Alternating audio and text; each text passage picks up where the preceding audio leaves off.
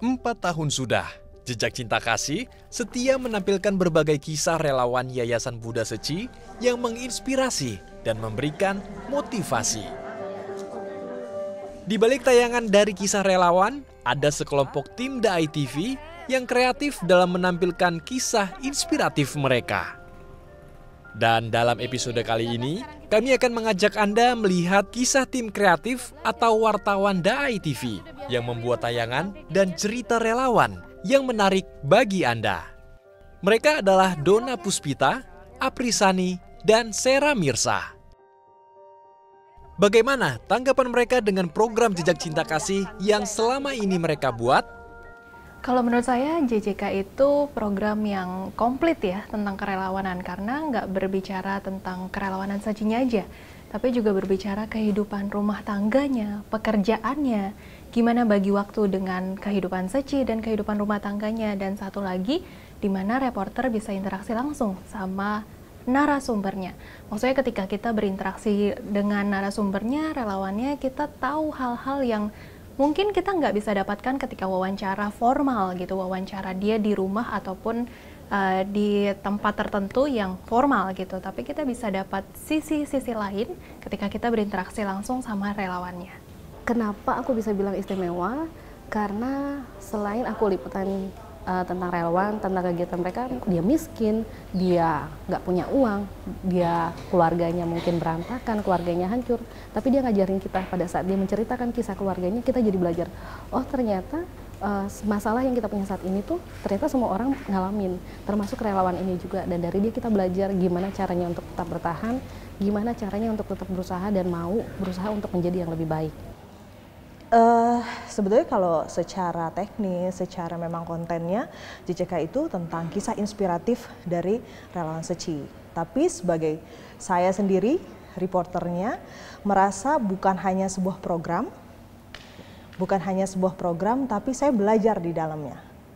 Jadi bukan hanya kisah inspiratif, bukan hanya merangkum kisah inspiratif, tapi kita juga belajar banyak hal di dalam program Jejak Cinta Kasih ini. Gitu.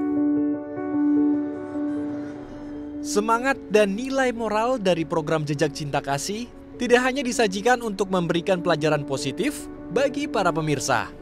Namun, pelajaran positif itu juga diserap oleh tim kreatif Dai TV. Seperti Donna Puspita yang belajar dari kisah Dewi Margareta yang berjuang untuk menyembuhkan sang suami. Namun, perjuangan Dewi terhenti karena sang suami meninggal dunia. Dewi ini ditinggal oleh suaminya karena penyakit gitu. Sebelumnya juga ada karena satu dan lain hal yang membuat masalah keluarganya complicated. Kalau sisi kemanusiaannya pasti setiap relawan gitu ya punya sisi kemanusiaan gitu. Salah satu yang paling terhenyuh juga Dewi Margareta. Kita tahu latar belakangnya, dia sudah ditinggal suami gitu ya, sempat mundur dari kegiatan Seci, sempat minder dengan sekelilingnya gitu, tapi akhirnya dia move on kembali dan bangkit sih. Itu menurut saya move on gitu ya, move on itu yang membuat Dewi Margareta menjadi sosok yang bisa menjadi panutan sih. Belajar hal positif dari kehidupan relawan juga dirasakan Sera Mirsa saat ia meliput kisah perjuangan Endang Konsriwati, seorang wanita yang bekerja sebagai kondektur, sekaligus menyempatkan diri menjadi relawan Yayasan Buddha Seci dalam misi amal. Saya follow ibu ini jadi kondektur gitu ya, membantu suaminya, bagaimana panas, pada saat itu saya ngerasa panas sekali tapi tetap senyum, beliau ini tetap senyum. Itu yang tadi saya bilang, di Jejak Cinta Kasih ini nggak cuma program yang mengangkat kisah inspiratif, tapi bagaimana kisah tersebut juga mempengaruhi saya sebagai reporter dalam kehidupan saya. Dan saya dari situ saya mengambil pelajaran bahwa hidup itu memang harus bersyukur gitu. Apapun itu bentuknya yang didapat, bersyukur adalah memang kewajiban kita sebagai manusia. Gitu. Ya, bersyukur dalam segala hal adalah salah satu pelajaran moral agar kita memiliki hidup yang bahagia. Hal ini juga dirasakan oleh Aprisani ketika ia meliput kisah relawan pendidikan bernama Pit Lujong atau yang akrab disapa Lulu. Ia adalah salah satu relawan yang menderita penyakit jantung bawaan. Terima kasih atas beasiswa yang telah diberikan sehingga membantu kami mewujudkan masa depan yang lebih baik. Terutama kepada Ibu Lulu Seku, yang dengan sabar dan tulus memberikan motivasi, peduli terhadap keluhan-keluhan kami, dan memberikan kehangatan dalam setiap bimbingan.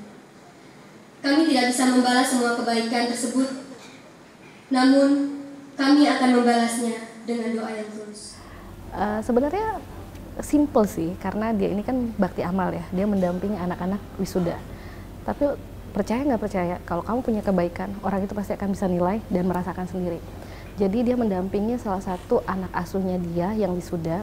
Anak asuh ini pintar sekali, jadi pada saat anak asuh ini menyampaikan pidato, dia mengucapkan terima kasih dan dia menangis. Di situ yang buat aku tersentuh. Kenapa sampai anak ini bisa menangis? Karena dia merasakan kasih sayangnya si Ibu Lulu sebegitu besarnya buat dia, sampai dia ngerasa, aku anak asuh tapi aku didampingi dari pertama aku masuk kuliah sampai selesai. Jadi itu yang buat aku belajar bahwa sekecil apapun kasih sayang yang kita kasih ke orang, itu pasti ada feedbacknya buat dia. Walaupun kita cuma melihat, kadang kita cuma kasih perhatian, oh ini makanan buat kamu, tapi itu akan terus dikenang sama dia. Tentu tidak mudah menyebarkan nilai-nilai positif dalam tayangan yang inspiratif. Pasalnya saat proses produksi atau melakukan peliputan, tim Dai TV menemukan kesulitan dan juga tantangan. Gitu ya, tantangannya adalah bagaimana kita menjalankan sesuatu yang sama dalam kurun waktu yang lumayan lama. Bagaimana kita berpikir inovasi apa lagi yang harus kita buat supaya packaging dari program ini terus bervariasi, terus mendapatkan tempat di hati pemirsa. Itu menurut saya hal yang tantangannya seperti itu gitu. Karena JJK ini ke profil orangnya yang kehidupan orang tuh pasti beda-beda, jalan hidup orang beda-beda. Jadi pasti ada, kita ngulik dari mananya lagi ya, itu justru merupakan tantangan sih bagi kita. Misalnya waktu itu bikin video call gitu untuk awal pertemuannya gitu, terus misalnya pertemuannya atau aktivitasnya dengan naik sepeda gitu, mengambil barang-barang daur ulang gitu kan. Biasanya mengambil barang-barang daur ulang cuma dengan jalan kaki door to door dari satu rumah ke rumah lain. Ini bisa naik sepeda atau naik beca, itu sih. Ya kalau kita bosen dengan kegiatan mereka yang seperti itu aja, ya itu juga tantangan sih buat kita. Gimana kita mengolah liputan ini, membuat suatu paket yang berbeda tapi dengan kegiatan yang sama. Nah itu caranya kita memutar otak gimana ya. Apalagi kalau misalnya si relawan punya cerita yang bagus, tapi kegiatan dia sedikit. Itu sih. Nah seperti ada satu kisah relawan namanya Indah, dia penderita dia kanker. Aku lupa nama kankernya apa, tapi kankernya kaki, nyerang kaki. Karena dia sakit, nggak bisa aku paksakan untuk ikut banyak kegiatan. Jadi kita harus muter otak nih, gimana ya cari angle wawancara untuk chit chat berdua tapi yang menarik dan nggak bosan. Kayaknya kalau misalkan chit chat ambil duduk tatap muka face to face di ruangan belajar atau di ruangan terbuka kayaknya udah biasa. Jadi aku coba ngakalin, kita coba chit chat di mobil. Meski tidak mudah, namun melihat kehidupan dan semangat para relawan dalam bersumbangsi untuk sesama, membuat tim Dai TV tidak menyerah untuk mengabadikan dan menyebarkan kisah mereka. Artinya sendiri buat aku bukan wadah ya, tapi tayangan liputan yang bikin aku belajar untuk mensyukuri kehidupan aku sendiri. Itu sih, karena liputan bukan sekedar liputan, tapi liputan dan belajar. Belajar tentang apa? Bukan belajar tentang teknik, tapi belajar tentang kehidupan yang dikasih relawan untuk kita.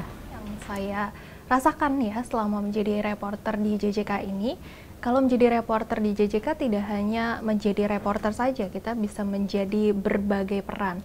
Misalnya sebagai penonton juga, karena kan kita melihat dari sisi penonton butuh apa sih gitu.